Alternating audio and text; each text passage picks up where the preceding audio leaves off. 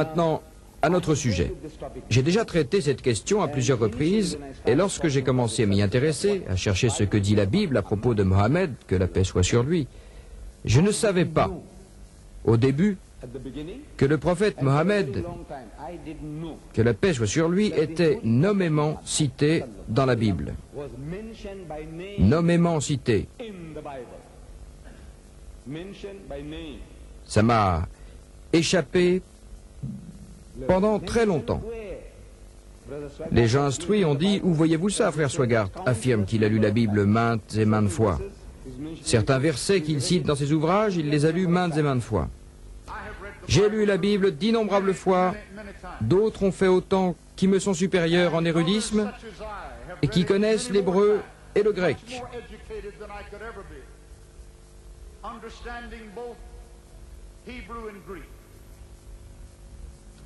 Et malgré ces lectures innombrables, frère Swaggart n'a rien vu. Est-ce possible?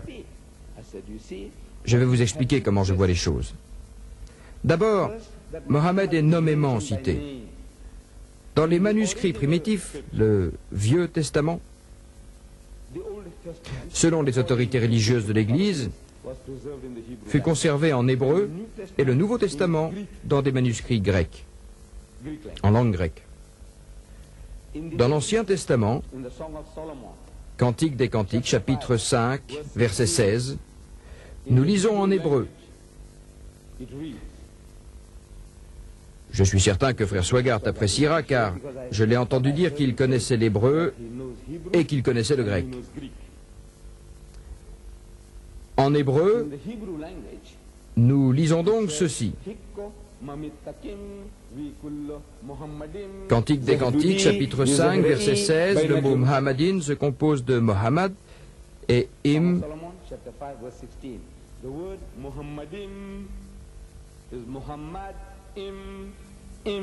Im. Im est le pluriel de respect en hébreu. Le premier verset de la Bible dit, livre de la Genèse, chapitre 1, verset 1, au commencement, Dieu créa les cieux et la terre. Le mot Dieu en hébreu, c'est Elohim. En hébreu, El désigne Dieu, Allah désigne Dieu, Elohim est une forme de pluriel qui marque le respect et la révérence. Pluriel de respect. Dans toutes les langues orientales, y compris l'arabe et l'hébreu, il existe deux sortes de pluriels. Dans ma langue maternelle, nous avons le pluriel de respect et le pluriel des nombres. En ourdou, pluriel de respect et plusieurs des nombres.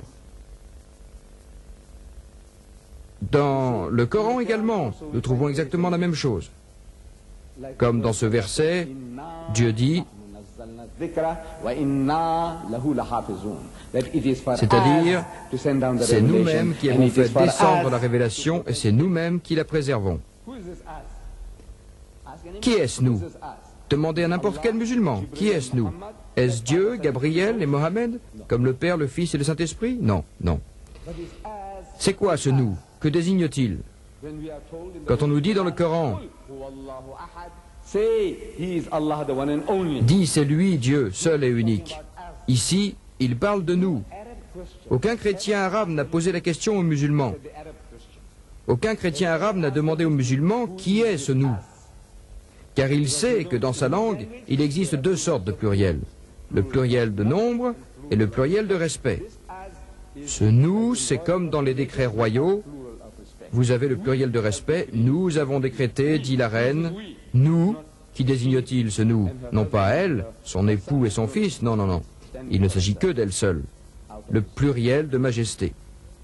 Ainsi, Elohim est un pluriel de respect. Im, El, c'est Dieu. Allah, c'est Dieu. Elohim, c'est plus qu'un pluriel de respect. Mais nos frères chrétiens, vous savez,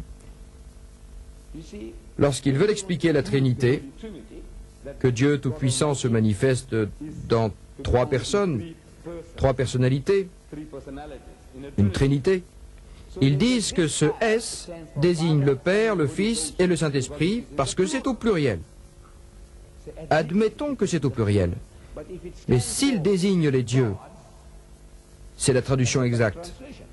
Mais il n'existe aucune Bible, aucune des différentes versions de la Bible, pas une seule Bible au monde où il est dit « Au commencement, les dieux ont créé les cieux et la terre ». Je vous demande pourquoi êtes-vous si malhonnête? Si c'est au pluriel, pourquoi n'employez-vous pas la marque du pluriel? Pourquoi ne dites-vous pas au commencement « Les dieux ont créé les cieux et la terre ».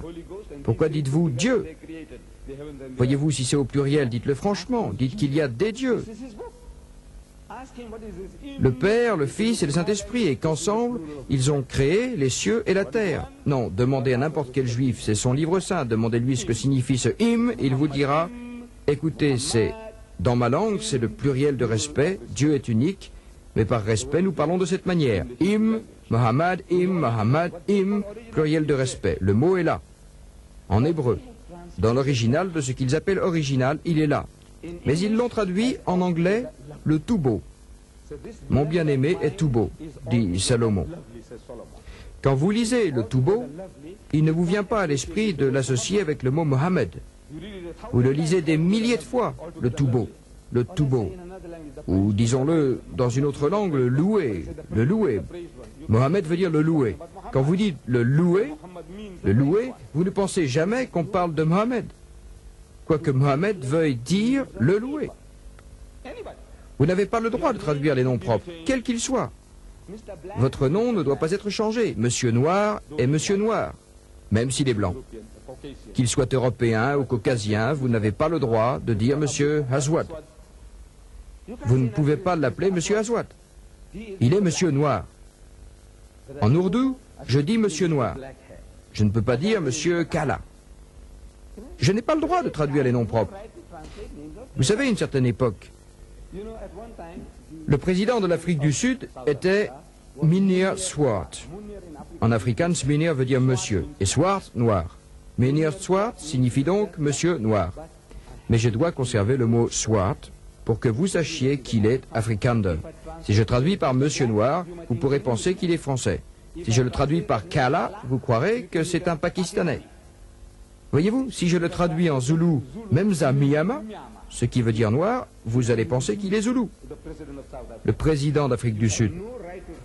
Vous n'avez pas le droit de traduire les noms propres. Mais ils l'ont fait. Mohammadin, ils l'ont traduit par le tout beau. Mais le mot Mohammed est là, en hébreu, dans les textes originaux. Ainsi, merci. Merci. Merci.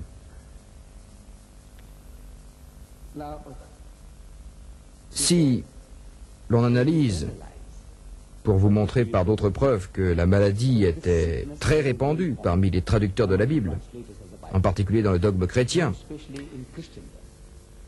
voyez-vous, ils ont traduit des noms tels que Messiah, Messiah. Jésus était le Messa, un mot hébreu. En arabe, Messie, traduit par Christ. Comment cela se fait-il? Comment se fait-il qu'on l'appelle Christ? Voyez-vous, le mot hébreu, Messa ou Massi, veut dire oindre, frotter. Vous savez, quand nous, les musulmans, allons à la prière, nous faisons al-wudu, l'ablution. À part se laver les mains, se brosser les dents, se laver le visage, se laver les pieds, les bras, jusqu'au coude, le musulman trempe les mains et se les frotte, comme ça. Tout musulman le fait, en particulier pour la prière 5 fois par jour. Chaque fois qu'il fait al-wudu, il se trempe les mains après avoir tout lavé et se les frotte. Comme ceci, comme cela et comme ça. Comment dites-vous? Massa. Vous voyez, nous disons massa. Massa vient du mot hébreu massa, massa, massaha. En arabe et en hébreu veut dire frotter, masser, oindre. Et celui qui subit ce rituel, on l'appelle massa, massi, c'est-à-dire celui à qui on fait cela. Les prêtres et les rois étaient oints ou frottés avec